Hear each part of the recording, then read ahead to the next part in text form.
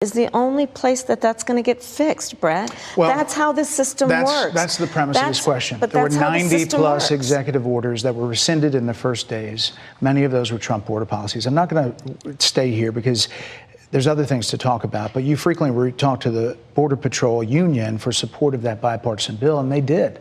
They supported it. But they also just endorsed Donald Trump and said, you've been, quote, a failure with border security. Why do you think they said that? I think they're frustrated, and I get it. They want support. They want support, and that's what that border security bill would have done. These guys down at the border, these men and women, they're working hard. They're working around the clock. I get it.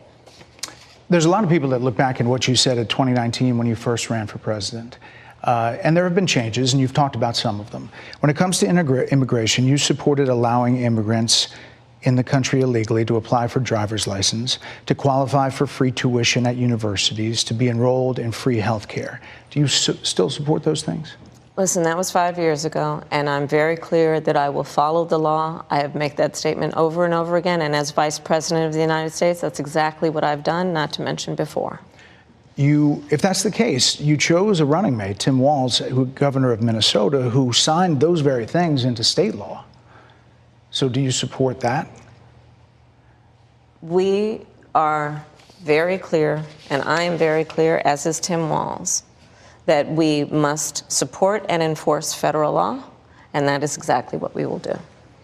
So decriminalizing border crossings, like you said in 2019. I do not believe in decriminalizing border crossings, and I've not done that as vice president. I will not do that as president.